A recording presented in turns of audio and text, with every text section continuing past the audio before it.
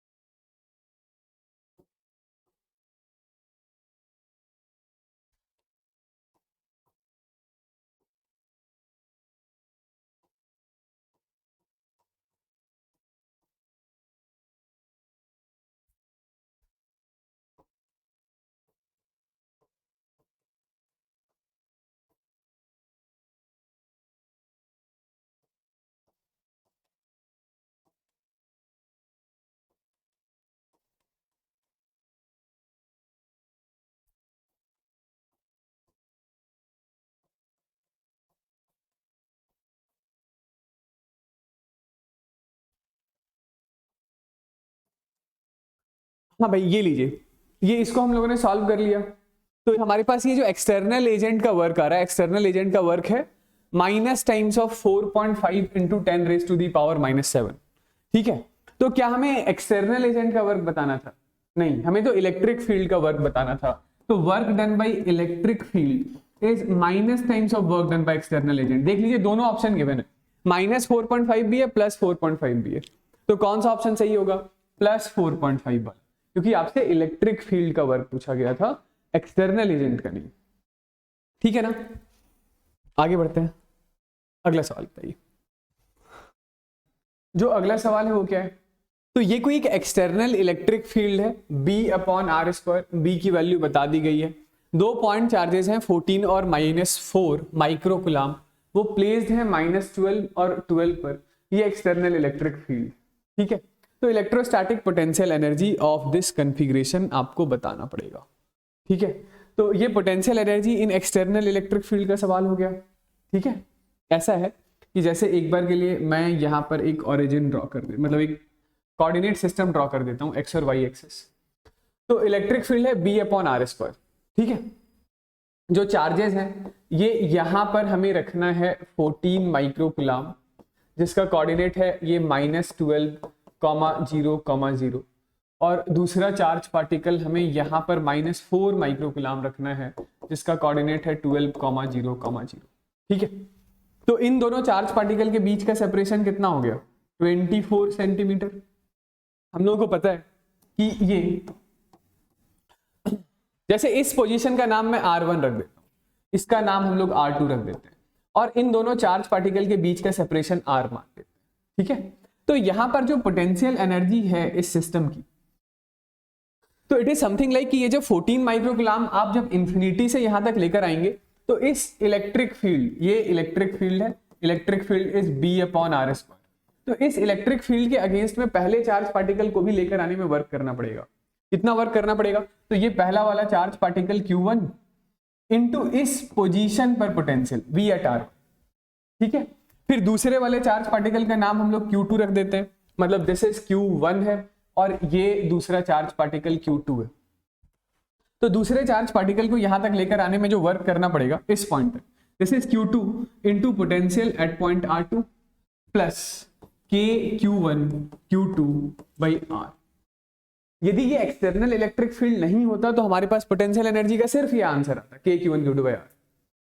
ठीक है, लेकिन अभी ये दो और टर्म्स क्यों ऐड हो रहे हैं? इस एक्सटर्नल इलेक्ट्रिक फील्ड की वजह से ऐड हो रहे हैं। चलिए, तो ये potential at point R1, V/r1 is minus times of E.dr होता है, यही होता है ना। कहां से कहां तक के लिए इंटीग्रेट करेंगे? तो इंफिनिटी से ये R1 के लिए, इंफिनिटी से R1 के लिए। चलिए, तो ये जरा देखिए कितना होगा। This is equal to electric field है हमारे पास B/r², इसको मैं ऊपर ही ले आता हूं, नीचे R² था तो ऊपर ले आया, -2 हो गया, इंटू dr, इसको इंटीग्रेट करना है। तो ये बताइए कितना होगा? -b तो ये बाहर आ गया, r⁻² -2 dr का integration, this is r⁻² -2 + 1 upon -2 + 1, infinity से R1 तक। R1 का कोऑर्डिनेट है -12, ठीक है, -12 डालिएगा। बताइए कितना आ रहा है। तो ये हमारे पास potential at position R1 is equal to -b, ये r⁻² - 1 इज r⁻⁻1, और नीचे भी हमारे पास -2 + 1 इज -1, यानी कि ये आ रहा है -1/r, इंफिनिटी से -12 तक। तो ये माइनस माइनस कैंसिल आउट हो गया, दिस इज b 1/-12, ठीक है, माइनस टाइम्स ऑफ 1/∞, ठीक है। तो ये हमारे पास आ रहा है v at R1 is -b/12 centimetre, ठीक है। लिमिट को कन्वर्ट कर लेंगे हम लोग मीटर में, तो ये 12 × 10⁻² लिख, ठीक है। ये b at r, ये पोटेंशियल एट R1 आ गया, कोई दिक्कत वाली बात नहीं ना। अब यदि आपके पास पोटेंशियल एट R1 आ गया है तो सिमिलरली पोटेंशियल एट R2 भी आ जाएगा। जब आपको पोटेंशियल एट R2 निकालना होगा तो यही E.dr करेंगे, ऐसे ही इंटीग्रेशन की लिमिट लगाएंगे, बस 0 से -12 ना करके 0 से +12 कर देंगे। आगे बात समझ। तो v at R2 is equal to, हम लोग क्या लिखेंगे, दिस इज इक्वल टू, ये लिमिट बस सिर्फ मैं चेंज कर रहा हूं, तो दिस इज -b -1/r, ठीक है, और इंटीग्रेशन की लिमिट इज इंफिनिटी से 12, तो ये माइनस माइनस प्लस b/12 आ जाएगा इंटू 10⁻² b/12 इंटू 10⁻⁻², ये पोटेंशियल एट R2, ठीक है। चलिए भाई डाल दीजिए इस एक्सप्रेशन में वैल्यूज, डाल दीजिए यहां पर। तो यहां पे जो हमारे पास पोटेंशियल है, पहला चार्ज है Q1, तो Q1 है हमारे पास 14 इंटू 10⁻⁻6। V at R1 की वैल्यू मैंने निकाल लिया है, V at R1 की वैल्यू है -b/12, -b यानी कि ये -1.2 इंटू 10⁻6 अपॉन 12 इंटू 10⁻⁻², ठीक है, प्लस ये जो दूसरा चार्ज पार्टिकल है Q2, दूसरे चार्ज पार्टिकल Q2 के लिए वैल्यू है -4 इंटू 10⁻⁻6, और पोटेंशियल तो वही b/R2, b हो गया हमारे पास 1.2 इंटू 10⁻⁻6 अपॉन ये 12 इंटू 10⁻⁻², प्लस ये तीसरा वाला term which is k into Q1 Q2/R, तो k की वैल्यू है 9 इंटू 10⁻9 इंटू Q1 Q2, ठीक है। तो Q1 इंटू Q2 यानी कि 14 इंटू -4 इंटू 10⁻⁻6 -6 -12 हो गया, अपॉन दोनों के बीच का सेपरेशन कितना हो गया, तो 24 इंटू 10⁻², ठीक है। ये +6 था, सॉरी ये वाला तो -6 है, ये +6 था। एक छोटा सा चेंज है, ये यहाँ पे b की वैल्यू मैंने गलती से -6 लिख दिया था, तो ये +6 कर लीजिएगा, ठीक है। हाँ इसको सॉल्व कर लीजिएगा, सॉल्व करने के बाद जो इसका आंसर आएगा, total work done, sorry total electrostatic potential energy, ये U से डिनोट करेंगे, तो total electrostatic potential energy solve करके देख लीजिएगा 1.8 जूल्स आना चाहिए, ठीक है, 1.8 जूल्स। ऑलराइट, चलिए आगे बढ़ते हैं, अगला सवाल बताइएगा।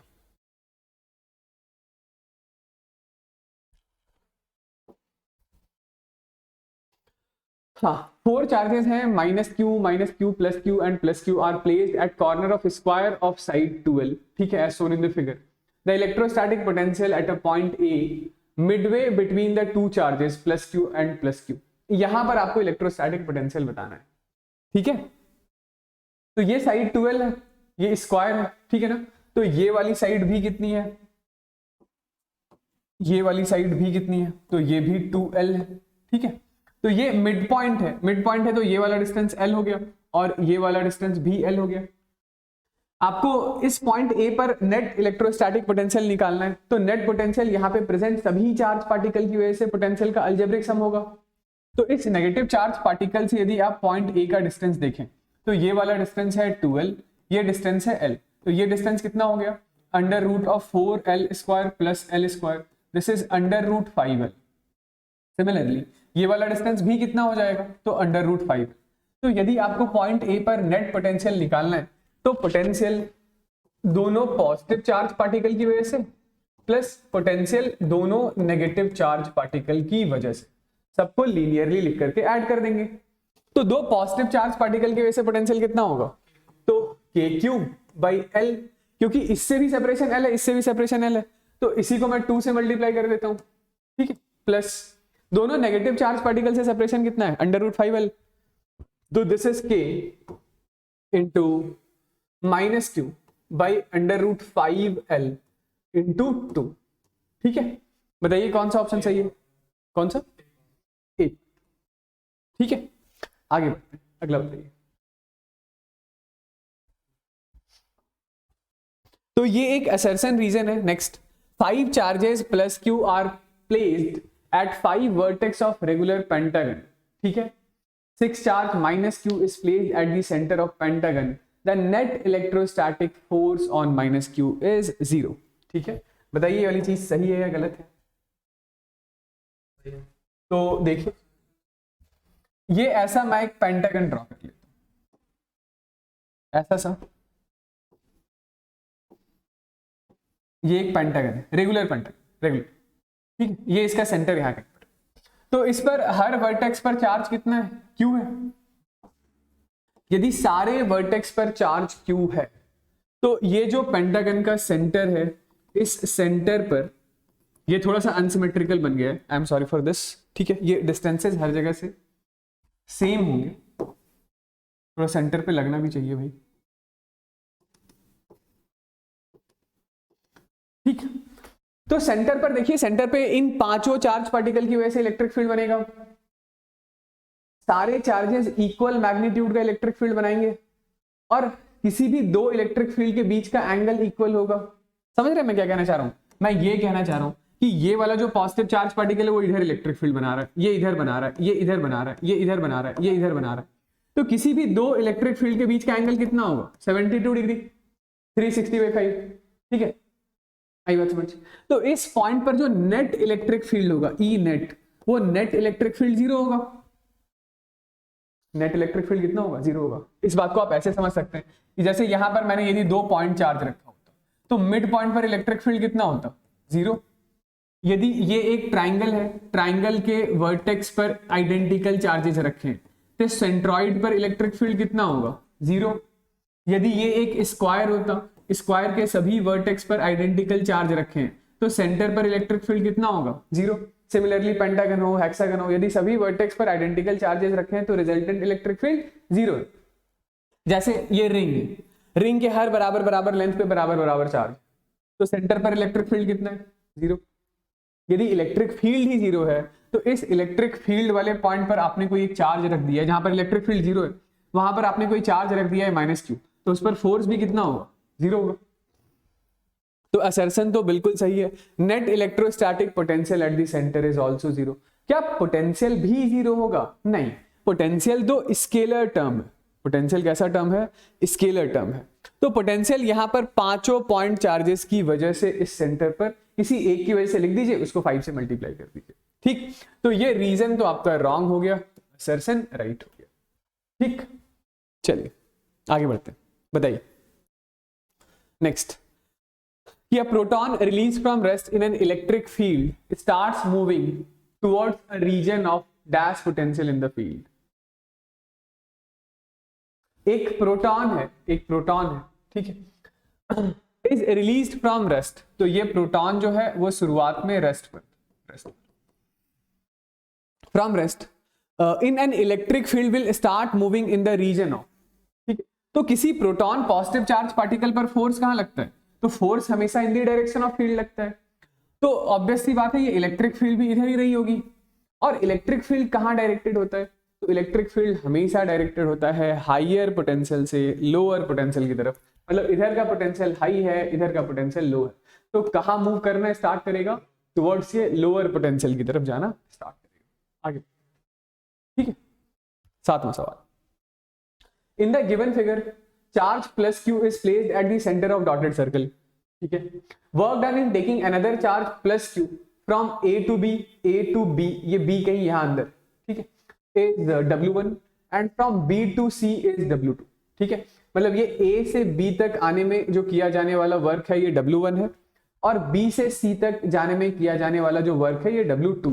ठीक है, which one of the following is correct? W1 is greater than W2, W1 is equal to W2 और W1 is less than W2। B यहां पर है। ओके हाँ, ये क्वेश्चन है, बताइए। In the given figure charge plus Q is placed at the centre of the dotted circle. ठीक है, ये डॉटेड सर्कल के सेंटर पे हमारे पास प्लस Q है। Work done in taking another charge plus Q from A to B। ये A से B तक आने में किया जाने वाला वर्क कितना है? तो ये वाला वर्क है वर्क 1 W1 के बराबर। ठीक है, B टू C में जाने का जो वर्क है वो W2 है। तो आपसे पूछा जा रहा है कौन बड़ा है कौन छोटा है, ये दोनों बराबर हैं, बताइए। तो दोनों बराबर भी हैं और दोनों जीरो भी हैं। क्यों? क्योंकि ये एक इक्वी पोटेंशियल सरफेस है, इक्वी पोटेंशियल सरफेस, और इक्वी पोटेंशियल सरफेस पर एक जगह से दूसरी जगह तक जाने में कोई वर्क नहीं करना पड़ता है। Work done in moving the charge particle from A to B इस charge Q into potential at B minus sign of potential at A। तो B और A का पोटेंशियल डिफरेंस जीरो है। ये पोटेंशियल डिफरेंस कितना है? ये जीरो है, तो वर्क डन भी कितना होगा? जीरो होगा। तो वर्क 1 और वर्क 2 आपस में बराबर है। ठीक है, नेक्स्ट बताइए। Point charge plus Q is placed at point O as shown in the figure. Is the potential difference VA minus VB positive, negative और zero? ऐसे बहुत सारे सवाल आते रहते हैं। ठीक है, देखिए इसका फंडा समझते हैं। आपसे कई बार यही पूछा जाएगा A और B के अक्रॉस पोटेंशियल डिफरेंस कैसा है, पॉजिटिव है, नेगेटिव है, या किसी चार्ज पार्टिकल को एक जगह से दूसरी जगह तक लेकर जाएंगे, उसका वर्क पूछा जाएगा, वर्क पॉजिटिव है या नेगेटिव है। तो आप सीधा ये जो पोटेंशियल का साइन पूछा जाता है ना, आप उसको सीधा इलेक्ट्रिक फील्ड लाइन ड्रॉ कर लीजिए, और आपको पता है कि इलेक्ट्रिक फील्ड लाइंस हमेशा हायर पोटेंशियल से लोअर पोटेंशियल की तरफ होता है। तो उससे आप तुरंत से ही आंसर दे सकते हैं। ये पॉजिटिव चार्ज पार्टिकल है, तो ये इलेक्ट्रिक फील्ड कहां बनाएगा? इलेक्ट्रिक फील्ड ऐसा बनाएगा। यदि इलेक्ट्रिक फील्ड ऐसा बनाएगा तो पॉइंट A का पोटेंशियल मान लेते हैं VA है, पॉइंट B का पोटेंशियल मान लेते हैं VB है। तो ऑब्वियसली जो VA है वो ज्यादा बड़ा होगा VB से। क्यों भाई? क्योंकि इलेक्ट्रिक फील्ड लाइन हायर से लोअर पोटेंशियल की तरफ डायरेक्टेड होता है। अच्छा, इसी में यदि यही चार्ज पार्टिकल वो नेगेटिव ड्रॉ कर देते, मतलब ये पॉजिटिव ना होकर के पॉइंट O पर रखा जाने वाला चार्ज पार्टिकल नेगेटिव होता, फिर आपसे बोल देते कि ये कोई दो पॉइंट A और B, अब पोटेंशियल के डिफरेंस का साइन बताइए। तो अब आप क्या बोलेंगे कि अब इलेक्ट्रिक फील्ड ऐसा है, क्योंकि नेगेटिव चार्ज पार्टिकल के लिए तो इलेक्ट्रिक फील्ड रेडियली इनवर्ट होता है, और इलेक्ट्रिक फील्ड के डायरेक्शन में आगे बढ़ने पर पोटेंशियल डिक्रीज होता है। तो ऐसे सिचुएशन में आप बोलते हैं कि पॉइंट B, मतलब electric field line higher potential से लोअर पोटेंशियल की तरफ, तो पॉइंट B का पोटेंशियल ज्यादा बड़ा होता है पॉइंट A के। समझ गए क्या कहना चाह रहा हूं? ठीक है, अगला बताइए। दो पॉइंट चार्जेस हैं Q and -2Q are kept d distance apart. Find location of the point relative to charge Q at which the potential due to system of the charges is zero. काफी आसान सा सवाल है ना, कि यहां पर आपके पास मान लेते हैं ये कोई चार्ज है Q और ये कोई दूसरा चार्ज है -2Q। ठीक है, इन दोनों के बीच का डिस्टेंस है d। तो क्या आपको ध्यान है इस सवाल के लिए? बताइए d का एक पोजीशन होगा या दो पोजीशन होगा? तो ये जो लोकेशन आपको ढूंढना है ना रिलेटिव टू पॉइंट Q, ये along line joining both the charges ही ढूंढना है। ठीक है, along line joining both the charges ही ढूंढना है। चलिए, तो पहला पोजीशन मैं ले लेता हूं यहां कहीं पर, कि यहां कहीं पर कोई पॉइंट है P जो यहां से x डिस्टेंस की दूरी पर है। तो -2Q से डिस्टेंस कितना होगा? d - x के बराबर होगा ना। ठीक है, d - x के बराबर। तो इस पॉइंट P पर मैं कहना चाह रहा हूं कि नेट पोटेंशियल जीरो है। अब इस पॉइंट P पर पोटेंशियल जो होगा वो +Q की वजह से भी होगा और -2Q की वजह से भी होगा। Q की वजह से पोटेंशियल KQ/x होगा और 2Q की वजह से K -2Q/d - x के बराबर होगा। This is equal to 0। तो यहां से हमारे पास आ रहा है this is KQ/x is K 2Q/d - x। K से K कैंसिल आउट हो गया, Q से Q कैंसिल आउट हो गया। तो यहां से हमारे पास ये d - x is equal to 2x आ रहा है। तो d is equal to 3x, यानी कि x की वैल्यू है d/3। यानी x की वैल्यू कितनी है? x is equal to d/3। ये d/3 तो आपका वन ऑफ द आंसर। ठीक है, एक आंसर। अभी एक और आंसर इसका रहता है, वो भी आपको निकालना होगा। वो ये है कि यदि आप अपना पॉइंट P इधर आकर ले लेते यहां से x डिस्टेंस की दूरी पर, तो यहां -2q से डिस्टेंस कितना हो जाता, d प्लस एक्स के बराबर हो जाता है ना, d प्लस एक्स के बराबर हो जाता। तो इस पॉइंट P पर भी पोटेंशियल फिर से जीरो हो सकता है कि पॉइंट P पर जो पोटेंशियल है इस पॉजिटिव चार्ज पार्टिकल की वजह से, तो पॉजिटिव चार्ज पार्टिकल की वजह से पोटेंशियल कितना है, तो this is kq by x के बराबर, और इस नेगेटिव चार्ज पार्टिकल की वजह से potential k minus 2q by d plus x के बराबर है, दिस इज इक्वल टू 0। तो ये हमारे पास आ रहा है kq by x, this is equal to k2q by d plus x, k से q कैंसिल आउट हो गया, तो d plus x is equal to x आ रहा है, सॉरी 2x आ रहा है, तो यहां से x इज इक्वल टू कितना आएगा, d आएगा। ठीक है, तो आप इसको ऐसा आंसर करेंगे कि at a distance of d from at a distance of d towards left, sorry हाँ towards left of the charge q and at a distance of d/3 towards right of the charge, या left या right लिखने की बजाय towards -2q और away from 2q भी लिख सकते हैं। ठीक है, आगे चलिए अगला बताइए। हाँ, ये वो वर्क डन वाला सवाल है जिसके बारे में मैं बात कर रहा था कि the figure shows the field lines of a positive charge. ठीक है, is the work done by the field in moving a small positive charge from Q to P is positive और नेगेटिव। ठीक है, किसका वर्क आपसे पूछा जा रहा है, ये क्वेश्चन में आराम से इत्मीनान से पढ़ लीजिएगा कि क्या आपको इलेक्ट्रिक फील्ड का वर्क बताना है या किसी एक्सटर्नल एजेंट का वर्क बताना है, बताइए। तो आपसे पूछा जा रहा है is the work done by the field, यानी इलेक्ट्रिक फील्ड का वर्क कहां से कहां, in moving a small positive charge from Q to P। तो ये कोई दूसरा पॉजिटिव चार्ज है, इस पॉजिटिव चार्ज को आपको Q से P की तरफ लेकर आना है। तो यदि आपके वर्क की बात होती तो आप ऐसा घसीटते Q से P की तरफ, आपका डिस्प्लेसमेंट भी ऐसा होता, तो आपका वर्क तो पॉजिटिव होता। लेकिन इलेक्ट्रिक फील्ड, अच्छा ये जो चार्ज पार्टिकल आप लेकर आ रहे हैं ना वो पॉजिटिव है, तो Q पर एक पॉजिटिव चार्ज पार्टिकल रखा है, तो ये पॉजिटिव तो इस पॉजिटिव को ऐसा रिपेल करेगा, फोर्स ऐसा ऐसा, और डिस्प्लेसमेंट ऐसा, मतलब फोर्स P से अवे और डिस्प्लेसमेंट P की तरफ। तो फोर्स और डिस्प्लेसमेंट के बीच में कितना एंगल हो गया, 180। Theta is the angle between force and displacement which is 180। Work का फॉर्मूला क्या होता है, वर्क का फॉर्मूला होता है F into S into cos of angle between them. तो ये वर्क डन कैसा होगा, नेगेटिव होगा, किसका, इलेक्ट्रिक फील्ड का। किसी एक्सटर्नल एजेंट का कैसा होगा, पॉजिटिव होगा। ठीक है, चल आगे बढ़।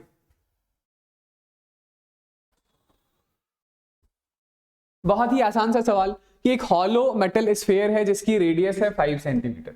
ये हमारे पास है कोई एक हॉलो मेटल स्फीयर, हॉलो, अंदर से ये हॉलो है, इसकी रेडियस कितनी है, तो रेडियस है 5 सेंटीमीटर, 5 सेंटीमीटर। इस charge such that it's potential on the surface, surface पर पोटेंशियल कितना है, 10 वोल्ट है। Potential at the centre of the sphere, बताइए सेंटर पर पोटेंशियल कितना होगा। तो भाई मैं सेंटर पर पोटेंशियल पूछूं, सेंटर के आगे पीछे ऊपर नीचे दाएं बाएं कहीं पर भी, जब तक आप सरफेस पर नहीं आ जाते हैं पोटेंशियल हर जगह कांस्टेंट होता है, पोटेंशियल हर जगह कांस्टेंट होता है, कांस्टेंट। इस पूरे रीजन में अंदर पोटेंशियल कांस्टेंट होता है which is KQ by R के बराबर होता है। ठीक है, सेंटर पर भी पोटेंशियल कितना होगा, KQ बाई R। इनसाइड किसी भी पॉइंट पर सेंटर पर भी पोटेंशियल कितना, KQ by R which is same as potential on the surface, तो कितना होगा, this is equal to 10 volt होगा, 10 वोल्ट। ठीक है, आगे बढ़ते हैं।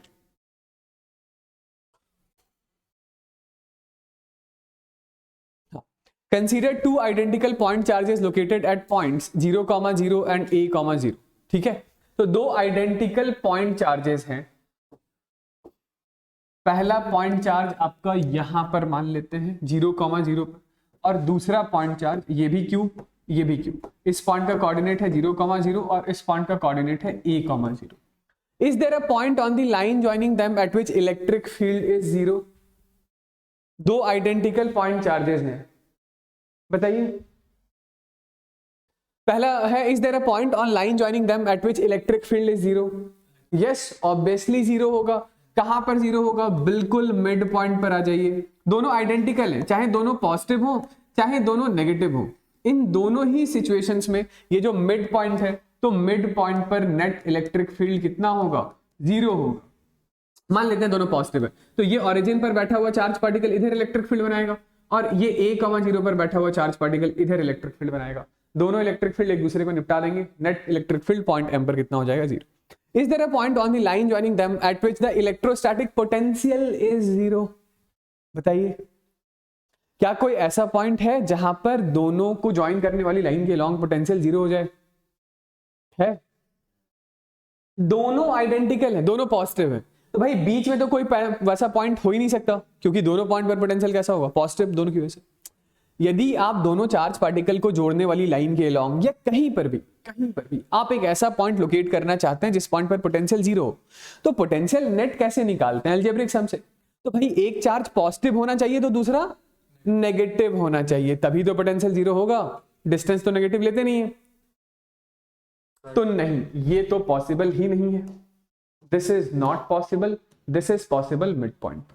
ठीक है, आगे बढ़ते हैं, चलिए। अगला सवाल है कि 3 charges -q + q and -q are placed at equal distances on a straight line.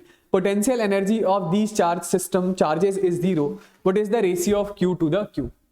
ठीक है, तो देखिए सबसे पहले हमारे पास क्या है, सबसे पहले है -q, फिर उसके बाद है हमारे पास Q और फिर उसके बाद है -q। ठीक है, इक्वल डिस्टेंसेस मतलब कि ये वाला डिस्टेंस यदि हम लोगों ने a मान रखा है तो ये वाला डिस्टेंस भी a होगा। ठीक है, इस पूरे सिस्टम की इलेक्ट्रोस्टैटिक पोटेंशियल एनर्जी कितनी है, तो सिस्टम की पोटेंशियल एनर्जी 0 है। बताइए सिस्टम की पोटेंशियल एनर्जी कैसे लिखेंगे, कितने पेयर्स बनेंगे, 3 पेयर बनेंगे, तो पहला पेयर इन लोग दोनों को मिलाकर बना लें, this is equal to k - q into Q by distance a। दूसरा पेयर ये मान लेते हैं, इसकी वजह से पोटेंशियल एनर्जी लिख लेते हैं, तो फिर से k q बाय दोनों के बीच का सेपरेशन a। और तीसरा पेयर इन दोनों को मिलाकर बना लेते हैं, तो this is k - q into -q is +q² by दोनों के बीच का सेपरेशन 2a। इसको 0 कर दीजिए। ठीक है, क्या कर देंगे, इसको 0 कर देंगे। तो ये हमारे पास कितना हो गया, 2 times of k into q, capital Q into small q by a plus kq² by 2a। ये 0 है, तो लीजिए इसको सॉल्व करते हैं। This is 2 times of k capital Q small q by a is kq² by 2a। a से a गया, k से q से q चला गया। हमसे पूछा क्या गया, तो capital Q by small q is equal to 1/4। ठीक है, 1/4 आ गया। क्या गप, चलिए अगला बता, नेक्स्ट क्या है, तो नेक्स्ट है magnitude of electric field in a region varies with a distance r as shown. By how much does the electrostatic potential increases in moving from point r is equal to 1 meter to r is equal to 10 meter? ठीक है, yes. तो electric field और potential difference के बीच का relation हम लोग क्या जानते हैं, तो अब देखिए ये इलेक्ट्रिक फील्ड कांस्टेंट तो है नहीं, जैसे जैसे r बदलेगा वैसे वैसे पोटेंशियल बदलेगा, या वैसे वैसे इलेक्ट्रिक फील्ड बदलेगा। Sorry, electric field is non uniform. तो नॉन यूनिफॉर्म इलेक्ट्रिक फील्ड में यदि आपको किसी 2 पॉइंट के बीच का पोटेंशियल डिफरेंस डिफाइन करना है, तो किसी 2 पॉइंट के बीच का potential difference dv is equal to minus times of e vector dot dr vector होता है, e डॉट dr। ऑलराइट, हमसे पूछा जा रहा है r इज इक्वल टू 1 से r इज इक्वल टू 10 के बीच का बस सिर्फ पोटेंशियल डिफरेंस बता दो। चलिए बता देते हैं। तो 1 से 10 एक 2 फाइनाइट डिफरेंसेस हो गए, तो हर छोटे छोटे dr डिस्टेंस में छोटा छोटा पोटेंशियल डिफरेंस है। किसी 2 फाइनाइट पॉइंट के बीच का पोटेंशियल डिफरेंस निकालना होगा, तो ऐसे सभी छोटे डिस्टेंसेस में होने वाले छोटे पोटेंशियल डिफरेंस को ऐड करना पड़ेगा, जोड़ना पड़ेगा। चलिए आइए जोड़ते हैं। तो integration of dv is equal to v, मतलब मान लेते हैं कि ये r इज इक्वल टू 1 पर पोटेंशियल v1 है, r इज इक्वल टू 10 पर पोटेंशियल v2 हो गया। तो dv का इंटीग्रेशन इज v और upper limit minus lower limit is v2 minus v1। This is equal to minus e की value क्या लिखेंगे, तो e की वैल्यू है 10r प्लस 5 इंटू dr। ये इंटीग्रेट करना है हमें कहां से कहां तक, 1 से 10 तक। तो ये माइनस साइन तो बाहर ही रहने दीजिए, इंटीग्रेट कीजिए, this is 10r dr plus 5dr का इंटीग्रेशन। ठीक है, कितना आएगा बताइए। लिमिट जो है वो 1 से 10 है, लिमिट जो है वो 1 से 10 है। तो ये लीजिए, potential difference delta we is minus times of ये 10r dr, ये 10 ठीक है, r dr का integration is r square by 2। कौन सा फॉर्मूला लगा दिया इंटीग्रेशन का, तो इंटीग्रेशन का जो फॉर्मूला हम लोगों ने लगाया है दिस इज पावर रूल वाला, x raise to the power n dx के लिए इंटीग्रेशन का फॉर्मूला होता है x raise to the power n plus 1 upon n plus 1। तो यही यहाँ पर r पर पावर 1 है, तो this is r raise to the power 2 by 2 हो गया, 1 से लेकर के 10 तक, प्लस नेक्स्ट आगे ये 5 बाहर आ गया, इंटीग्रेशन ऑफ dr इज 1 से 10 तक। ठीक है, तो ये माइनस 10 भाई, ये मैं 2 बाहर ही निकाल लेता हूं, तो ये 10 का स्क्वायर 100 माइनस 1, दिस इज 10 का स्क्वायर 100 माइनस 1 प्लस ये 5 10 माइनस 1, ये लिमिट डाल दिया हम लोगों ने। ठीक है, अपर लिमिट माइनस लोअर लिमिट, कितना आ गया ये बताइए। तो दिस इज माइनस ये 5 इंटू 99 प्लस 5 इंटू 9, कितना हो गया ये 140 540 माइनस 540। ठीक है, वोल्ट। तो जो पोटेंशियल डिफरेंस है, मैग्नीट्यूड ऑफ पोटेंशियल डिफरेंस, वो 540 वोल्ट का। ठीक है, आई होप मेरी बात ठीक है, आगे बढ़ते हैं। चलिए, हाँ, ये वाला सवाल आपके स्कूल के पेपर में भी कई बार आ रखा है कि draw equipotential surface corresponding to electric field that uniformly increases in magnitude along with z direction. ठीक है, चलिए इसको एक बार के लिए मैं बोल देता हूं कि ये है हमारा z डायरेक्शन। यदि इसको z बोल दिया तो इसको x बोल दूंगा, प्लेन में बाहर की तरफ आता हुआ y हो गया, x cross y is z। Electric field जो है वो यूनिफॉर्मली इंक्रीज कर रहा है मैग्नीट्यूड में z एक्सेस में, यानी आप जैसे जैसे z एक्सेस में जा रहे हैं तो इलेक्ट्रिक फील्ड स्ट्रॉन्गर होता जा रहा है। हमें इसके लिए क्या ड्रॉ करना है, तो हमें इसके लिए ड्रॉ करना है इक्वी पोटेंशियल सरफेस। आपको पता है कि यूनिफॉर्म इलेक्ट्रिक फील्ड के लिए जो इक्वी पोटेंशियल सरफेस होता है वो ऐसा प्लेनर होता है, प्लेनर। तो ये पहला इक्वी पोटेंशियल सरफेस, ये दूसरा इक्वी पोटेंशियल सरफेस और ये तीसरा इक्वी पोटेंशियल। कम से कम 3 ड्रॉ करके बताइए। और इन दो इक्वी पोटेंशियल सरफेसेस के बीच का जो डिस्टेंस है वो डिस्टेंस मान लेते हैं d1 है, इन दो इक्वी पोटेंशियल सरफेसेस के बीच का डिस्टेंस d2 है। तो ये d2 ज्यादा बड़ा होगा एज कंपेयर टू d1, क्योंकि जब आप स्ट्रॉन्गर इलेक्ट्रिक फील्ड में जाते हैं तो इक्वी पोटेंशियल सरफेसेस एक दूसरे के क्लोजर होने लगते हैं, क्लोजर। तो ये दोनों इक्वी पोटेंशियल सरफेसेस जो है, these are 3 planar equipotential surface. ठीक है, चलिए आई होप वाली बात सही है। ठीक है, नेक्स्ट क्या है दूसरा पार्ट। तो दूसरे पार्ट में आपसे ये बोला जा रहा है कि 2 पॉइंट चार्जेस हैं -q and +q are located at point 0, 0, a and 0, 0, +a। The electrostatic potential at point 0, 0, z and xy, 0। ठीक है, लीजिए इसके लिए सबसे पहले मैं थोड़ा इसको ड्रॉ करके दिखाता हूं कि एक बार के लिए ये मान लेते हैं x एक्सेस है, ये y एक्सेस है, ये z एक्सिस है। ठीक है, ओके। तो जो -q चार्ज है वो कहां पड़ा है, तो -q चार्ज यहां कहीं पड़ा है। इसके कोऑर्डिनेट है 0, 0, ओह सॉरी, -q चार्ज यहां कहीं, यहां +q। जो -q है उसका कोऑर्डिनेट 0, 0, -a। ठीक, इस पॉइंट का कोऑर्डिनेट कितना है 0, 0, -a, और +q जो है वो 0, 0, a पर पड़ा है। Electrostatic potential at a point 0, 0, z। मान लेते हैं कि ये कोई पॉइंट है जिसका कोऑर्डिनेट है 0, 0, z। तो ये आपको एक डाइपोल दिखाई दे रहा है नेगेटिव से पॉजिटिव की तरफ, है ना। ये एक डाइपोल हो गया नेगेटिव से पॉजिटिव की तरफ। ठीक, इस डाइपोल के लिए डाइपोल मूवमेंट क्या होगा बताइए। तो डाइपोल मूवमेंट होगा charge q into separation between them. दोनों के बीच का सेपरेशन कितना है 2a। ठीक है, ये डाइपोल मोमेंट लिख दिया। तो यदि आपका पॉइंट, जिस पॉइंट पर आपको पोटेंशियल निकालना है वो 0,0,z है, तो वो डाइपोल के एक्सिस का पॉइंट है। और डाइपोल के एक्सिस पर पोटेंशियल आपको याद है, potential on the axis of dipole is Kp by x square होता है, राइट है ना। तो ये K तो ठीक है, K, P को क्या लिख लेंगे, P is equal to Q into 2a x square. X आपका डाइपोल के सेंटर से डिस्टेंस होता है, तो डाइपोल के सेंटर से यहां तक का डिस्टेंस कितना है, ये वाला डिस्टेंस, ये वाला डिस्टेंस z है, तो Kp upon z square where P is Q into 2a, this is potential on the axis of dipole. ठीक है, दूसरा ये बताएंगे x, y, 0, तो x, y, 0 यहां कहीं पर होगा, मतलब इस xy प्लेन में होगा, इस xy प्लेन में। ठीक है, तो ये समझ रहे हैं, जैसे ये आपका xy प्लेन हो गया, डाइपोल का आधा हिस्सा, जैसे इस प्लेन को एक बार के लिए आप अपना xy प्लेन मान लीजिए, ये एक डाइपोल मान लेते हैं, यहां पर डाइपोल का नेगेटिव चार्ज है, यहां पर डाइपोल का पॉजिटिव चार्ज है। ठीक है, ये ओरिजिन है, ये आपकी y एक्सिस है, ये x एक्सिस है, ये बाहर की तरफ आती हुई z एक्सिस है।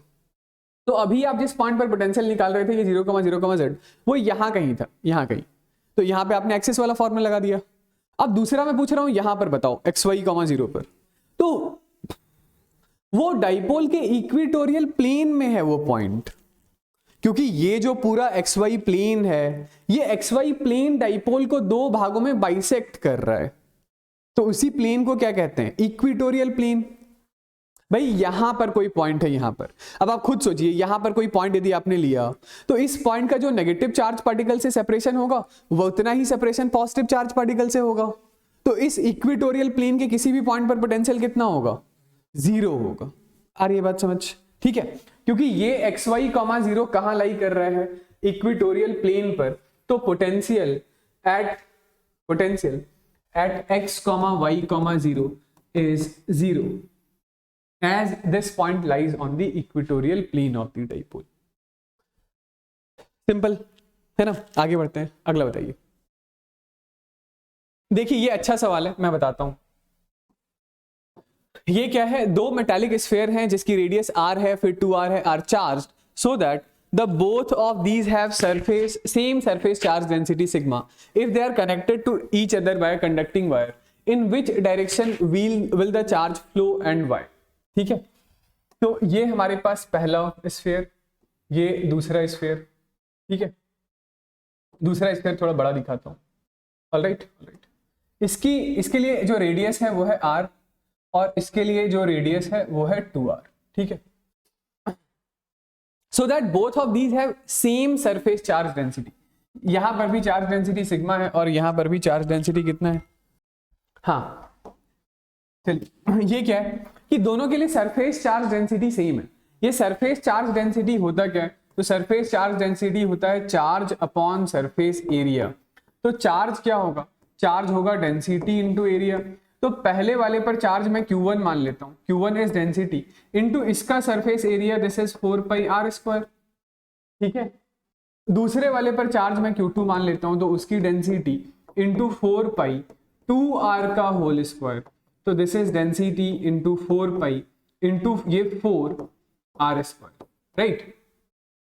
तो यदि यहां पर चार्ज आपका Q है, तो यहां पे चार्ज कितना है, 4 टाइम्स ऑफ Q है, उसका 4 गुना चार्ज। ऑलराइट, आपने दोनों को क्या किया है, तो एक कंडक्टिंग वायर से ज्वाइन कर दिया। ठीक है, आपसे पूछा जा रहा है in which direction will the charge flow and why. तो चार्ज कहां फ्लो करता है, चार्ज हमेशा फ्लो करता है हाईयर पोटेंशियल से लोअर पोटेंशियल की तरफ। तो मान लेते हैं कि इसका पोटेंशियल है V1, तो V1 आप क्या लिखेंगे, V1 लिखेंगे KQ1 अपॉन R। ठीक है, Q1 मैंने Q माना हुआ है, तो this is equal to KQ upon R। इसका पोटेंशियल क्या लिखेंगे, तो इसका potential V2 is equal to KQ2 upon इसकी रेडियस 2r। तो इसके ऊपर जो चार्ज 2q है, this is equal to Q2 is 4q by radius is 2r, तो ये 2 से 2 कैंसिल आउट हो गया, this is 2 times of KQ by R। तो किसका पोटेंशियल ज्यादा है बताइए, दूसरे वाले का, दूसरे वाले का। तो हाइयर पोटेंशियल से लोअर पोटेंशियल की तरफ चार्ज फ्लो होगा, हेंस चार्ज ऐसा, समझ गए, हाइयर पोटेंशियल से लोअर पोटेंशियल की तरफ। तो charge will flow from conductor of radius 2r towards the conductor of radius r as charge flows from higher potential to lower potential. चलिए अगला सवाल बनाते हैं. तो नेक्स्ट है test charge q is moved without acceleration from a to c along the path from a to b and then from b to c. तो पहले a से b आए और फिर b से c आ गए. इलेक्ट्रिक फील्ड दे रखा है as shown. Find potential difference between a and c. a और c के बीच का पोटेंशियल डिफरेंस. तो वैसे तो potential difference dv is equal to e dot dr होता है ना. लेकिन यदि इलेक्ट्रिक फील्ड यूनिफॉर्म है, कैसे पता यूनिफॉर्म है? रिप्रेजेंटेशन से. पैरेलल इक्वी स्पेस्ड लाइन है तो इलेक्ट्रिक फील्ड यूनिफॉर्म है. इसको आप इंटीग्रेट कर लेंगे तो potential difference delta v is equal to e dot d. ऐसा लिख दिया मैंने e को बाहर निकाल लिया और dr का इंटीग्रेशन d लिख दिया. ठीक है. अच्छा, लेकिन ये एक वेक्टर टर्म है, मतलब e के ऊपर भी वेक्टर है, d के ऊपर भी वेक्टर है. ठीक, या आप इसी को ऐसा लिख लीजिए कि this is equal to e into d into cos of angle between them. चलेगा. ठीक है. तो अब ये बताइए कि a और c में कौन सा पॉइंट हायर पोटेंशियल पर है और कौन सा पॉइंट लोअर पोटेंशियल पर है? तो ऑब्वियसली a हायर पर है और c लोअर पर है, क्योंकि इलेक्ट्रिक फील्ड लाइन हायर से लोअर पोटेंशियल की तरफ डायरेक्टेड है. तो हमसे potential difference between a and c पूछा जा रहा है, तो हम लोग लिखेंगे va minus vc is e into d into cos theta. Right. Cos theta किसका एंगल हो गया? तो कॉस थीटा इलेक्ट्रिक फील्ड और डिस्टेंस के बीच का एंगल हो गया, ये वाला एंगल. ओके, इलेक्ट्रिक फील्ड और डिस्टेंस ए से सी इधर की तरफ है. ठीक, चलिए. तो इलेक्ट्रिक फील्ड तो ई ही है और डिस्टेंस कितना है? तो ए और सी के बीच का डिस्टेंस है 5 into cos theta. Cos theta is equal to base upon hypotenuse. तो बेस हो गया 4, हाइपोटेन्यूज है 5. 5 से 5 कैंसिल आउट हो गया. This is 4e. ठीक है. वी ए माइनस वी सी की वैल्यू कितनी है? 4e. ओके. अच्छा, तो यदि आपसे पूछ लेता कि a और b के बीच का भी पोटेंशियल डिफरेंस बताइए, तो भी यही आता. यदि आप va माइनस vb निकाल रहे होते तो आप इसको भी लिखते, this is e into d into cos of, तब 0 डिग्री लिखते, क्योंकि जिधर इलेक्ट्रिक फील्ड है ये ए बी भी उसी दिशा में है. तो ये इलेक्ट्रिक फील्ड ई ठीक है, डिस्टेंस की वैल्यू 4 ठीक है, इंटू कॉस ऑफ 0 डिग्री 1 होता है. तो this is also same as 4e. इसका मतलब क्या हुआ? इसका मतलब हुआ कि पॉइंट बी और सी का पोटेंशियल सेम होगा. बी और सी जो है वो इक्वी पोटेंशियल सरफेस किसी यूनिफॉर्म इलेक्ट्रिक फील्ड पर, आपको पता है ही सही कि इक्वी पोटेंशियल सरफेस ऐसा प्लेनर होता है. तो इस प्लेन पे जितने भी पॉइंट्स हैं सारे के सारे पॉइंट सेम पोटेंशियल पे. ठीक है. आपसे वही पूछा जा रहा है अगला सवाल कि at which point out of these two electric potential is more and why. तो पोटेंशियल में अब हम लोग बकायदा रिलेशन बता सकते हैं कि ए का पोटेंशियल सबसे ज्यादा है और बी और सी का पोटेंशियल बराबर है. ए का पोटेंशियल इसलिए ज्यादा है क्योंकि इलेक्ट्रिक फील्ड लाइन डायरेक्टेड होता है हायर से लोअर पोटेंशियल की तरफ. ठीक, आगे बढ़ते हैं. नेक्स्ट. चलिए अगला सवाल क्या है? तो नेक्स्ट है हमारे पास दो uniformly large parallel thin plates having charge density plus sigma and minus sigma are kept in XZ plane at a distance d apart. XZ plane समझ रहे हैं ना? तो ये है हमारे पास x एक्सिस, ये y एक्सिस, ये z एक्सिस. z ऐसे बाहर की तरफ आता हुआ है. तो xy ये वाला हो गया बोर्ड वाला, yz ये हो गया और xz ये हो गया ये. तो ये यहां पर मैं ऐसा एक ये ऐसे एक शीट दिखा रहा हूं, मतलब ये शीट ऐसे प्लेन में अंदर समझ रहे हैं ऐसा. ठीक है. ये एग्जैक्ट प्लेन में ऐसी एक सीट रखी हुई है. ठीक है. दोनों सीट्स के बीच का जो सेपरेशन है, ये दोनों सीट के बीच का जो सेपरेशन है, ये सेपरेशन डी. ठीक है. Sketch equipotential surface due to the electric field between the plates. तो दोनों में एक प्लेट पर चार्ज यदि आप पॉजिटिव रख दें, दूसरे प्लेट पर नेगेटिव रख दें, तो दोनों प्लेट के बीच बनने वाली जो इलेक्ट्रिक फील्ड है वो यूनिफॉर्म होगी. ओके. आगे सवाल पढ़ लेते हैं. If particle of mass m and charge minus q. यहां पर एक पार्टिकल है जिसके पास चार्ज माइनस q है और ये यहां इक्विलिब्रियम में. तो यदि ये चार्ज पार्टिकल इक्विलिब्रियम में, इसका मतलब क्या है? इसका मतलब ये है कि वर्टिकली डाउनवर्ड डायरेक्शन में इस पर एक फोर्स काम कर रहा होगा विच इज mg. तो किसी ने किसी फोर्स ने इस mg को बैलेंस किया होगा और वो ऑब्वियसली इलेक्ट्रिक फील्ड का फोर्स रहा होगा, force due to electric field. तो किसी नेगेटिव चार्ज पार्टिकल पर फोर्स इलेक्ट्रिक फील्ड का कहां लगता है? इलेक्ट्रिक फील्ड से अपोजिट डायरेक्शन में। तो ऑब्वियस सी बात है इस रीजन में इलेक्ट्रिक फील्ड ऐसा रहा, ऐसा। तो ऊपर वाले प्लेट पर चार्ज डेंसिटी प्लस सिग्मा है, नीचे वाले प्लेट पर चार्ज डेंसिटी माइनस सिग्मा है, ठीक है। ताकि इलेक्ट्रिक फील्ड ये ऊपर से नीचे की तरफ है, यूनिफॉर्म इलेक्ट्रिक फील्ड है, और इस नेगेटिव चार्ज पार्टिकल पर इलेक्ट्रोस्टैटिक फोर्स ऊपर लग रहा है जो mg को बैलेंस कर रहा है। आइए सबसे पहले इक्वी पोटेंशियल सरफेस ड्रॉ करते हैं। तो इक्वी पोटेंशियल सरफेस ऐसा होगा जो मैं व्हाइट लाइन से ड्रॉ करता हूं, क्योंकि यूनिफॉर्म इलेक्ट्रिक फील्ड है। तो इक्वी पोटेंशियल सरफेस ऐसा, मतलब 3D में आप ड्रॉ करेंगे तो ये ऐसा एक प्लेनर सरफेस ऐसा। तो ये दो इक्वी पोटेंशियल सरफेस है, और ये इक्वी पोटेंशियल सरफेसेस कैसे हैं? प्लेनर, प्लेनर, क्योंकि इलेक्ट्रिक फील्ड यूनिफॉर्म है, ठीक है। What is the magnitude and direction of the field? तो direction is towards negative y, electric field की डायरेक्शन कहां है? नेगेटिव वाई में, ठीक है। और मैग्नीट्यूड कितना है? तो चूंकि ये चार्ज पार्टिकल इक्विलिब्रियम में, तो इक्विलिब्रियम में होने के लिए इस पर नेट फोर्स 0 होना चाहिए, नेट फोर्स 0 होना चाहिए, यानी वर्टिकली डाउनवर्ड डायरेक्शन में काम करने वाला फोर्स mg बराबर होना चाहिए इलेक्ट्रिक फील्ड के फोर्स के, ठीक है। तो mg किसके बराबर होना चाहिए? mg is equal to electric field का फोर्स इज इक्वल टू इसका तो चार्ज q इनटू दोनों प्लेट के बीच में बनने वाला इलेक्ट्रिक फील्ड। दोनों प्लेट के बीच बनने वाला इलेक्ट्रिक फील्ड कितना होगा? तो ये पॉजिटिव चार्ज है ना, तो ये नीचे इलेक्ट्रिक फील्ड बनाएगा और नेगेटिव वाला भी अपनी तरफ बनाएगा। तो इस रीजन में जो बनने वाला नेट इलेक्ट्रिक फील्ड है वो electric field due to plus sigma plus electric field due to minus sigma के बराबर। एक शीट की वजह से बनने वाली electric field sigma upon 2 epsilon naught है, ठीक है, ठीक, इतनी बात सही है। और दूसरे प्लेट की वजह से भी बनने वाली इलेक्ट्रिक फील्ड कितनी होगी? सिग्मा अपॉन 2 एप्सिलॉन नॉट के बराबर होगी। तो नेट इलेक्ट्रिक फील्ड कितना है? Sigma upon epsilon naught. तो नेट इलेक्ट्रिक फील्ड हम लोगों ने लिख दिया है sigma upon epsilon naught. Wait, हमें क्या निकालना था? हमें मैग्नीट्यूड ऑफ इलेक्ट्रिक फील्ड ही निकालना था क्या? सॉरी, इसको ये सिग्मा विग्मा के टर्म्स में लिखने की जरूरत नहीं है, हमें यही इलेक्ट्रिक फील्ड ही चाहिए। तो इलेक्ट्रिक फील्ड ही चाहिए, तो आप इसे जस्ट Q इंटू ई लिख लीजिए, और electric field intensity is just equals to mg by q कर दीजिए। अलग बात है ये mg बाई क्यू भी हमारा किसके बराबर होगा? जो मैं पहले लिख रहा था सिग्मा अपॉन एप्सिलॉन नॉट के बराबर ही होगा। यही इलेक्ट्रिक फील्ड किसके बराबर होगा? तो सिग्मा अपॉन एप्सिलॉन नॉट के बराबर ही होगा। आई होप ये बात ठीक है।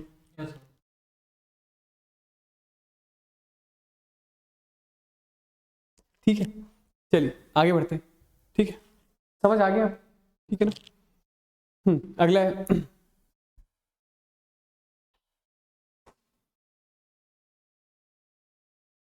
कि एक डाइपोल है with its charge -q and +q are located at point 0, -b, 0 and 0, +b, 0 is represented, is present in a uniform electric field.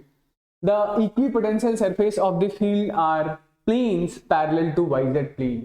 Direction of the electric field बताना है, how much torque will the dipole experience in this field बताना है, ठीक है। तो ये लीजिए, ये y एक्सिस है, ये x एक्सिस है। जो डाइपोल है वो डाइपोल कैसा रखा हुआ है? तो डाइपोल का -q and +q are located at, ये -q हो गया, ये +q हो गया। कहाँ लोकेटेड है ये? 0, -b, 0 पर, और ये 0, +b, 0 पर, ठीक है। Equipotential surfaces of this field, ठीक है, ये इज प्रेजेंट इन यूनिफॉर्म, यहां पर कोई यूनिफॉर्म इलेक्ट्रिक फील्ड भी है, उसमें आपका ये डाइपोल, ओके। आपसे ये बोला जा रहा है कि equipotential surface of this field are plane parallel to yz plane. तो yz प्लेन तो समझते हैं ना, ये वाला प्लेन yz प्लेन। तो yz प्लेन के पैरेलल में आपका मतलब yz प्लेन के अलोंग ही equipotential surface, the equipotential surface of this field are planes parallel to yz plane. इतनी बात सही है, ठीक है। तो बताइए इलेक्ट्रिक फील्ड कैसा होगा यदि मैं बोलूं कि ये एक इक्विपोटेंशियल सरफेस है, ऐसा इक्विपोटेंशियल सरफेस, तो इलेक्ट्रिक फील्ड कहां होगा भाई? इक्विपोटेंशियल सरफेस से 90 डिग्री के एंगल पर होगा, इक्विपोटेंशियल सरफेस से 90 डिग्री के एंगल पर ही तो इलेक्ट्रिक फील्ड होता है। तो इलेक्ट्रिक फील्ड या तो पॉजिटिव एक्स के अलॉन्ग हो सकता है यानी तो नेगेटिव एक्स के अलॉन्ग हो सकता है। ठीक है, आ रही है बात समझ? जो इलेक्ट्रिक फील्ड है, what is the direction of electric field? तो electric field will be directed along x axis. ठीक है, या तो पॉजिटिव एक्स में भी हो सकता है, नेगेटिव एक्स में भी हो सकता है। तो इलेक्ट्रिक फील्ड कहां डायरेक्टेड होगा? इलेक्ट्रिक फील्ड डायरेक्टेड होगा अलोंग एक्स एक्सिस। ऐसा मैं क्यों बोल पा रहा हूं, समझ गए ना? ऐसा मैं इसलिए बोल पा रहा हूं क्योंकि ये जो इक्वी पोटेंशियल सरफेस है वो वाईजेड प्लेन के पैरेलल है।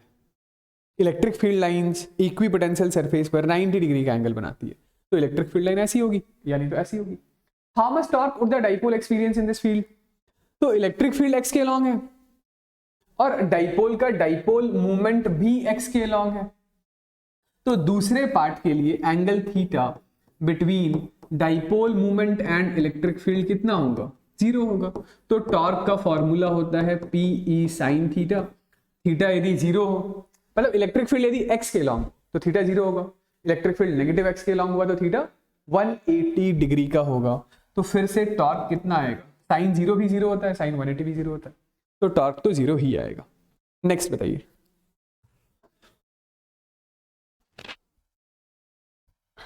पहला सवाल है, क्या है अगला? State the significance of negative value of electrostatic potential energy of system of charges. यदि सिस्टम ऑफ चार्जेस के बीच में नेगेटिव पोटेंशियल एनर्जी है तो इसका मतलब यह है कि उन सिस्टम ऑफ चार्जेस के बीच में जो फोर्स काम कर रहा है वो अट्रैक्टिव नेचर का फोर्स है। ठीक है, नेगेटिव पोटेंशियल एनर्जी का लिटरली मतलब यही होता है कि सारे जो चार्ज पार्टिकल्स हैं उनके बीच में काम करने वाला जो फोर्स है वो फोर्स अट्रैक्टिव नेचर का है, मतलब ओवरऑल नेट फोर्स जो है वो अट्रैक्टिव नेचर का है। ठीक है, जैसे फॉर एन एग्जाम्पल मैं ये बताऊं कि ये एक न्यूक्लियस है, न्यूक्लियस पर चार्ज Z है और यहां पर एक इलेक्ट्रॉन है, इलेक्ट्रॉन न्यूक्लियस के अबाउट ऐसा रिवॉल्व कर रहा है, तो पोटेंशियल एनर्जी कैसा होगा? पॉजिटिव या नेगेटिव? नेगेटिव होगा, K Q1 Q2 by R। और इस इलेक्ट्रॉन और न्यूक्लियस के बीच में काम करने वाला फोर्स कैसा होगा? अट्रैक्टिव। तो state the significance of negative value of potential energy. तो negative value of potential energy मतलब अट्रैक्टिव फोर्स, अट्रैक्टिव फोर्स। ठीक है, चलिए आइए। 3 charges are placed at the corner of equilateral triangle ABC of side 2 meter as shown in the figure. Find the electrostatic potential energy of the system of 3 charge. ठीक है, तो ये तो निकाल लेंगे कि इस सिस्टम की इलेक्ट्रोस्टैटिक पोटेंशियल एनर्जी निकालनी है। तो इन दोनों के बीच का जो साइड का सेपरेशन है वो 2 मीटर है, इक्विलेटरल ट्राइंगल है, ये भी 2 मीटर है, ये भी 2 मीटर है। ठीक है, तो कितना हो जाएगा पोटेंशियल एनर्जी? पोटेंशियल एनर्जी हो जाएगा K, पहले ये वाले पेयर की वजह से लिख लेता हूं, तो 4 × 4 10 raised to the power -6 -6 -12 हो गया डिवाइडेड बाई 2 प्लस इस पेयर की वजह से लिख लेते हैं, तो इसकी वजह से कितना होगा? सॉरी यहां पर एक माइनस आएगा, ये +4 था, ये माइनस था। ठीक है, फिर से ये K -4 × 2 × 10 raised to the power -12 by दोनों के बीच का सेपरेशन 2, फिर से इन दोनों की वजह से, तो K × 4 × 2 8 × 10 raised to the power -12 by separation 2। ठीक है, इसको सॉल्व कर लीजिए, कितना आ रहा है? तो ये 2 से 2 तो कैंसिल आउट हो गया, ये 2 से 4 और ये 2। ठीक है, कौन कैंसिल हो गए? ये दोनों माइनस हैं तो दोनों ऐड हो गए ना। अच्छा, ये -4 है और ये +4 है, ये कैंसिल आउट हो गया, तो this is equal to -8K × 10 raised to the power -12। तो potential energy is -8 × 9 × 10 raised to the power 9 × 10 raised to the power -12। ठीक है, कितना आ गया ये? -72 × 10 raised to the power -3 joules. ठीक है, चलिए नेक्स्ट बताइए। हाँ, a particle having charge +5 microcoulomb is initially at rest at point 30 centimeter on the x-axis. Particle begins to move due to presence of charge q that is kept fixed at origin. Find kinetic energy of the particle at an instant when it has moved 15 centimeter from the initial position if capital Q is 15 microcoulomb और capital Q is -15 microcoulomb. देखिए क्या बोला जा रहा है, तो मैं बताता हूं। ये x एक्सिस है, ठीक है, ये पोजीशन है 30 centimetre, this is x is equal to 30। यहां पर हमारे पास एक पार्टिकल है जो कि 5 माइक्रोकुलाम चार्ज पार्टिकल है। ये शुरुआत में रेस्ट पर था, इनिशियली रेस्ट पर था, ठीक है ना। Particle begins to move due to presence of charge capital q fixed at origin. तो यहां पर कैपिटल क्यू है पहले पार्ट के लिए, इस कैपिटल क्यू की वैल्यू है 15 माइक्रोकुलाम, ठीक है। Find kinetic energy of the particle if at the instant, ठीक है, at the instant if it has moved 15 centimetre from its initial position. तो 15 सेंटीमीटर आगे आ गया ये, भाई ये भी पॉजिटिव है, ये पॉजिटिव है, begins to move due to influence of this, तो दोनों में रिपल्सिव फोर्स लगा होगा, और रिपल्सिव फोर्स लगा होगा तो ये 15 सेंटीमीटर मूव करके 45 वाले पोजीशन पर आ जाएगा। नहीं, ये इनिशियल पोजीशन हो गया, ये फाइनल पोजीशन हो जाएगा। मैं इसको इधर भी ला सकता था, लेकिन इधर क्यों नहीं ला रहा हूं, क्योंकि दोनों पॉजिटिव हैं, दो पॉजिटिव चार्ज पार्टिकल के बीच में काम करने वाला फोर्स रिपल्सिव नेचर का होगा, तो ये इधर जाएगा पॉजिटिव एक्स में। ठीक है, आपसे क्या पूछा जा रहा है कि जब ये 5 माइक्रोकुलाम चार्ज पार्टिकल, ये जो 5 माइक्रोकुलाम चार्ज पार्टिकल है वो यहां से यहां तक आ गया है, तो इस समय इसके पास कुछ स्पीड होगा।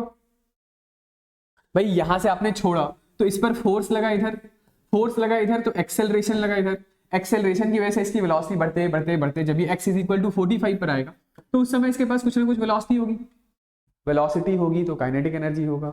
आपसे वही काइनेटिक एनर्जी पूछा जा रहा है। तो यहां पर इलेक्ट्रोस्टैटिक फोर्स के अलावा कोई दूसरा फोर्स तो है नहीं, तो हम लोग यहां लगाएंगे total mechanical energy conservation, applying total mechanical energy conservation, यानी initial kinetic plus initial potential is equal to final kinetic plus final potential. तो शुरुआत में काइनेटिक कितना है, 0, क्योंकि ये वाला तो चार्ज पार्टिकल रेस्ट पर है, ठीक है। शुरुआत में पोटेंशियल कितना है, तो शुरुआत में पोटेंशियल के लिए इन दोनों चार्ज पार्टिकल के बीच का सेपरेशन कितना ले लेंगे, 30। तो शुरुआत में जो पोटेंशियल होगा वो k Q1 is 15 into Q2 is 5, दोनों माइक्रो हैं तो 10 raise to the power -12 upon दोनों के बीच का सेपरेशन। दोनों के बीच का सेपरेशन कितना है, दोनों के बीच का सेपरेशन है 30 centimetre, 30 into 10 raise to the power -2, ठीक है। चलिए इसके आगे का मैं इधर लिख रहा हूं, ये इनिशियल हो गया, this is equal to final kinetic. तो फाइनली ये तो फिक्स्ड है, ये मूव नहीं कर रहा है, आपको सवाल में बता दिया गया है दिस इज फिक्स्ड। तो काइनेटिक एनर्जी किसके पास होगा, सिर्फ इसके पास होगा। इसकी काइनेटिक एनर्जी को मैं k लिख देता हूं, वही हमें निकालना भी है। और पोटेंशियल क्या हो जाएगा फाइनल, तो फाइनल पोटेंशियल तब का पोटेंशियल जब दोनों के बीच का सेपरेशन कितना हो चुका है, 45। तो final potential is equal to k into 15 into 5 into 10 raise to the power -12 upon दोनों के बीच का separation 45 into 10 raise to the power -2। समझ रहे हैं, ठीक है। तो काइनेटिक एनर्जी आ जाएगा यहां से काइनेटिक एनर्जी कितना आ जाएगा बताइए, तो k बाहर निकाल लीजिए, 10 रेज टू दी पावर -2 बाहर निकाल लीजिए, 15 into 5 75 into 10 raise to the power -12 भी बाहर निकाल लीजिए, तो ये आ रहा होगा आपके पास 1/30 माइनस 1/45। ठीक है, इसको मैं दूसरी साइड ले आया सॉल्व करने के लिए। तो यहां से हमारे पास काइनेटिक एनर्जी है 9 into 10 raise to the power 9 into 75 into 10 raise to the power, इसको ऊपर ले आता हूँ -10, और ये कितना हो जाएगा बताइए, तो ये 90, ये 3 - 2 1/90, ठीक है। इसको सॉल्व कर लीजिए, तो ये 15 से 5 टाइम्स में, ये 6 टाइम्स में, ये 3 से 3 टाइम्स में, ये 3 से 2 टाइम्स में, ठीक है। तो ये हमारे पास आ रहा है 15/2 7.5 into 10 raise to the power -1, यानी 0.75 जूल, 0.75 जूल, ठीक है। हाँ भाई, दूसरे सवाल में ये वाला जो चार्ज है ना -15 माइक्रोकुलाम, वो तो यही ओरिजिन पर ही है, तो सेम उसी तरीके से मैकेनिकल एनर्जी कंजर्वेशन लगाएंगे। लेकिन अब जो इलेक्ट्रोस्टैटिक फोर्स लगेगा वो अट्रैक्टिव नेचर का लगेगा, तो ये चार्ज पार्टिकल यहां से उठ के यहां आ जाएगा, यहां आ जाएगा, इसकी तरफ आ जाएगा। आई बात समझ।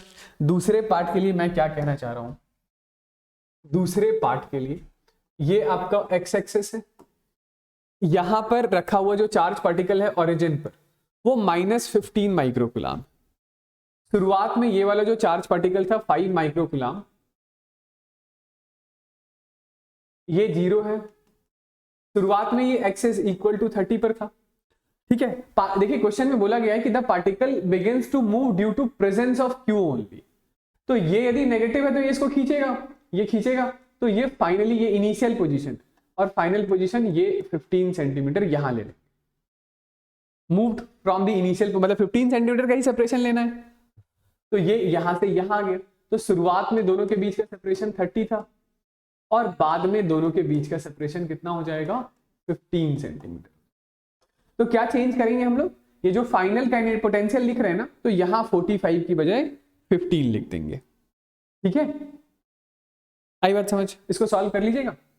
मैं लिख देता हूं कि इनिशियल पोटेंशियल तो वही रहेगा, initial potential is k into 15 into 5 into 10 raise to the power -12 upon दोनों के बीच का separation 30 into 10 raise to the power -2।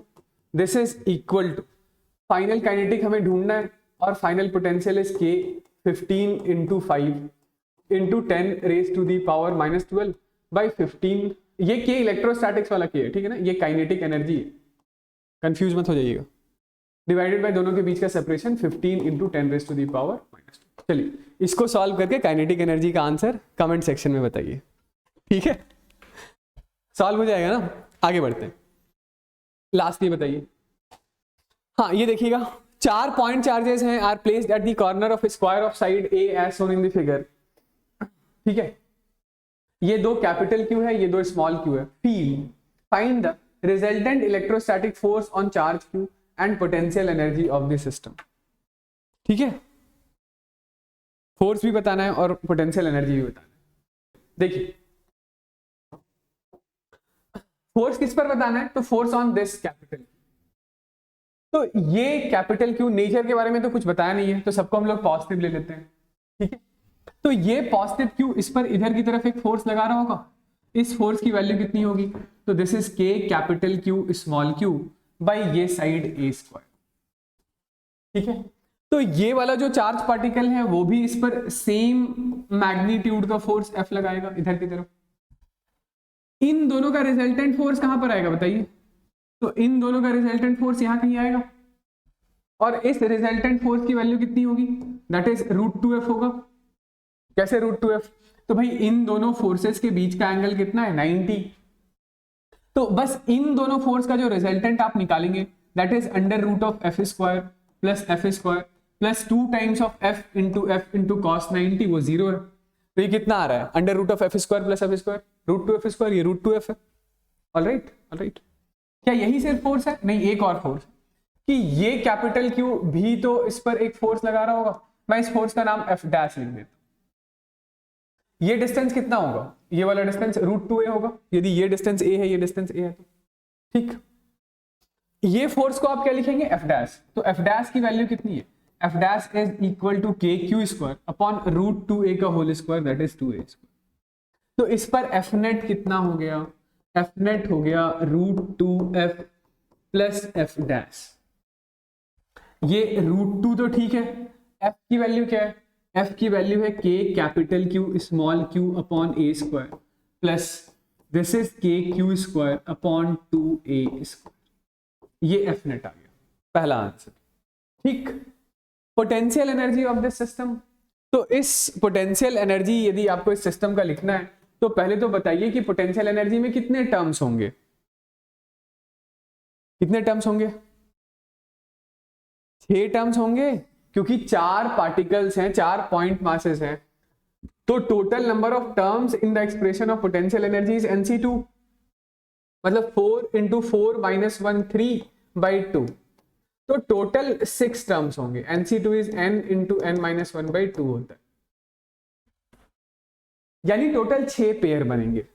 तो ये पहला पेयर, ये दूसरा पेयर, ये तीसरा पेयर, ये चौथा पेयर, तो 4 ऐसे पेयर बन रहे हैं जिनमें एक चार्ज कैपिटल Q है, दूसरा चार्ज स्मॉल q है, सबके बीच की सेपरेशन a है।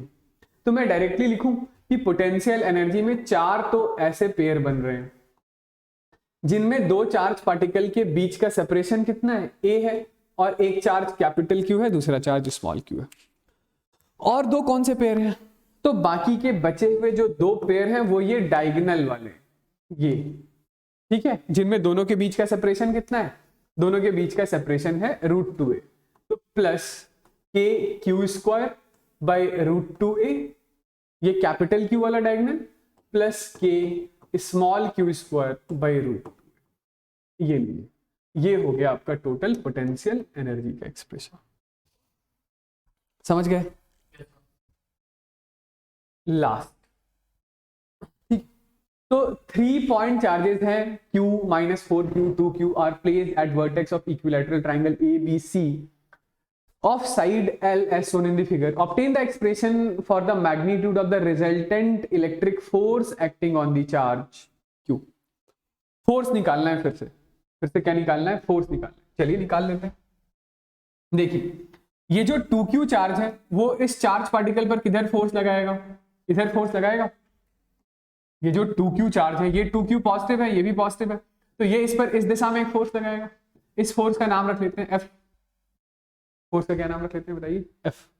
और इस F की वैल्यू कितनी होगी, तो इस F की वैल्यू होगी K 2Q² बाई L², ठीक है। तो ये जो -4Q है, ये -4Q इस Q को अपनी तरफ खींच रहा होगा किसी दूसरे फोर्स से।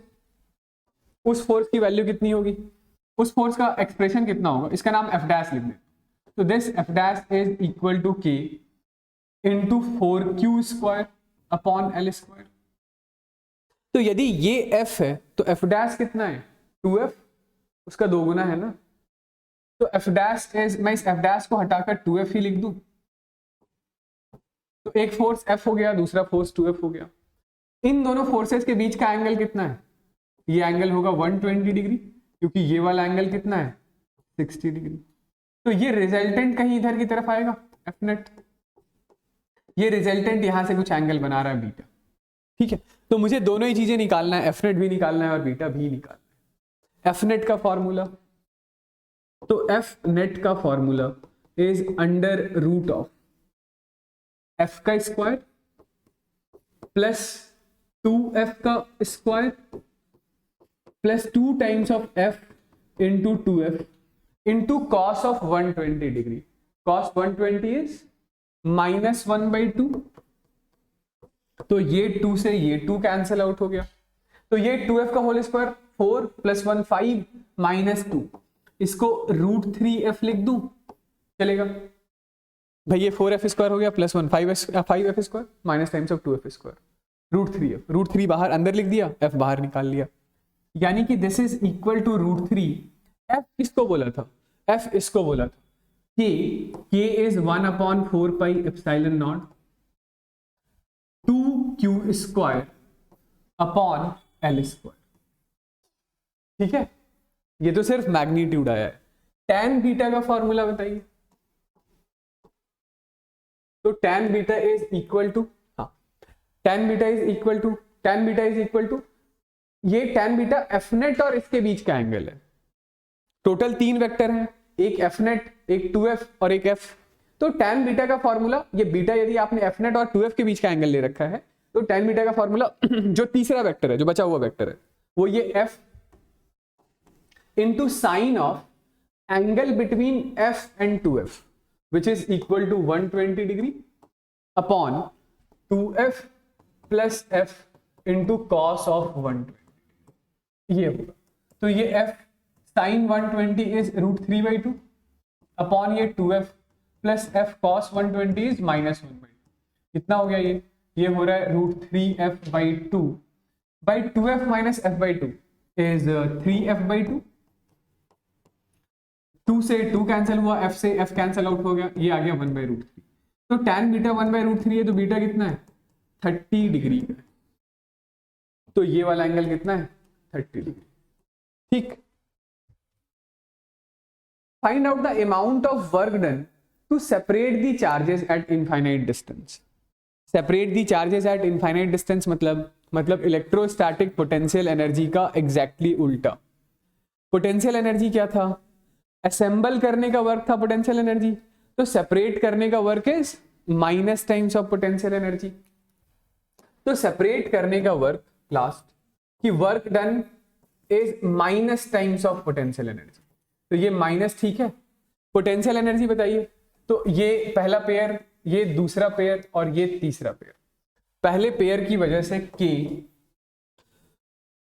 -4q² अपॉन L, दूसरे पेयर की वजह से K -8q² by L, plus तीसरे पेयर की वजह से K 2q² बाई L।